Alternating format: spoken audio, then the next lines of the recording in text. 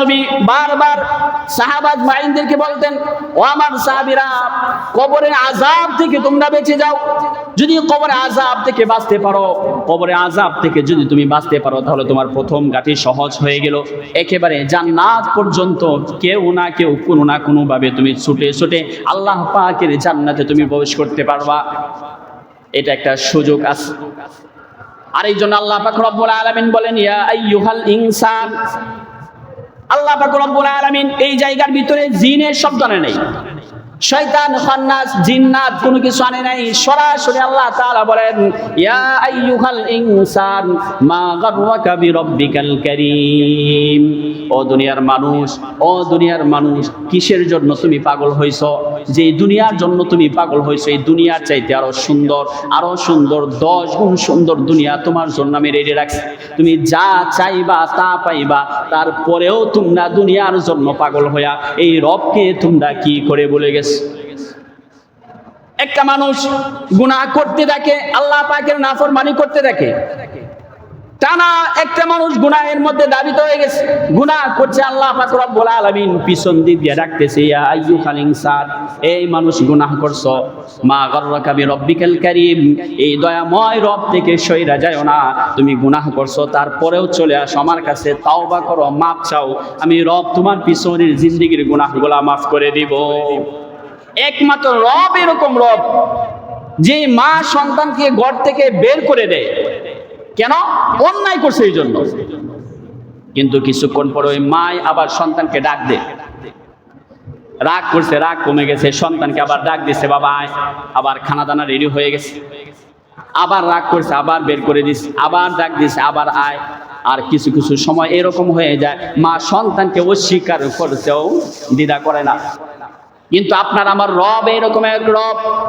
রব বলেন, আমার বান্দা যখন গুনাহের মধ্যে দাবিত হয়ে যায়, আমি রব তখন ওই বান্দার প্রতি আমার দয়া আর মায়া আর ভালোবাসা আরো বেড়ে যায়। আর শুধু অপেক্ষা করাইতে থাকি, ও ফেরেশতারা রে, গুনাহটা লিখিস, একটু সময় দে, অল্প একটু সময় দে, আমার বান্দারা যদি ফিরে আসে। সকালে গুনাহ করছে, জোহর পর্যন্ত অপেক্ষা করায়, জোহরে গুনাহ করছে, আসর পর্যন্ত অপেক্ষা করায়, ফজর পর্যন্ত অপেক্ষা করায়, ফেরেশতারা লেখার জন্য অস্থির হয়ে যায়। আল্লাহ পাক রব্বুল আলামিন বলেন, না না, লিখিস না। আমার বান্দারা যদি একটা আবার মুখ দিয়ে বলে আস্তাগফিরুল্লাহ, রব আমি গুনাহ ছেড়ে দিলাম, আমাকে মাফ করে দাও, রব বলেন, তুই যদি লিখে ফেলস খাতার মধ্যে, আমার বান্দার দাগ উঠে যাবে, গুনাহের দাগ উঠে যাবে, এটা আমার বান্দার মধ্যে থাক আমি চাই না। এই জন্যই প্রত্যেকটা ফেরেশতাকে বলে, ফেরেশতা লিখিস না, সময় দে। সময় নিতে থাকে, সারাদিন সময় চলে যায়।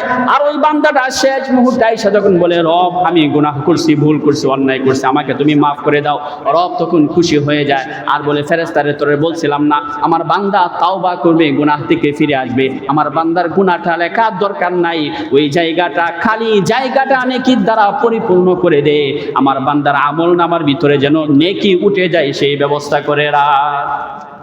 তো রব আপনাকে আমাকে মাফ করার জন্য গুনাহগুলা পরিবর্তন করে ওই জায়গায় নেকি দিচ্ছে। অথচ ওই রবকে আমরা বলে গেছি, যে রব আপনাকে আমাকে খাওয়াচ্ছেন, পড়াচ্ছেন, নিঃশ্বাসের সুযোগ দিচ্ছেন, সমস্ত কিছু দিচ্ছেন, তারপরেও আমরা ওই রবকে বলে গেছি। আমাদের মনে হয় যে না, এই দুনিয়া ছাড়া যাবে না, দুনিয়া লাগবে, দুনিয়ার জন্য এতটাই পাগল হয়েছে, এখন আর কোনো আমল ভালো লাগে না, নেক আমল ভালো লাগে না। অথচ আল্লাহর হাবিব বলছেন, এই দুনিয়া এটা চিরস্থায়ী না, ক্ষণস্থায়ী।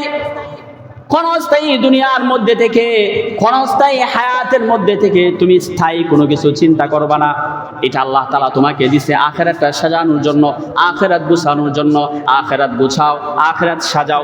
দুনিয়ার কষ্ট একভাবে 1 মাস, 1.5 মাস, 2 মাস পরে শেষ হয়ে যায়, কিন্তু আখিরাতের কষ্ট যদি শুরু হয়ে যায়, কবরের কষ্ট যদি শুরু হয়ে যায়, কিয়ামত পর্যন্ত কষ্ট থাকবে। কিয়ামতের পরে যখন হিসাব নিকাশ হবে, তারপরে তোমাকে আবার রবের জাহান্নামের মধ্যে নিক্ষেপ করা হবে। একটা দিন, 2টা দিন নয়, আবাদুল আবাদ জিন্দেগি তোমাকে আল্লাহ পাকের জাহান্নামের আগুনে জ্বলতে হবে। এই জন্য জাহান্নামের আগুন থেকে বাঁচতে আপনাকে আমাকে অবশ্যই আল্লাহ পাকের সমস্ত নাফরমানি ছেড়ে দেওয়া লাগবে।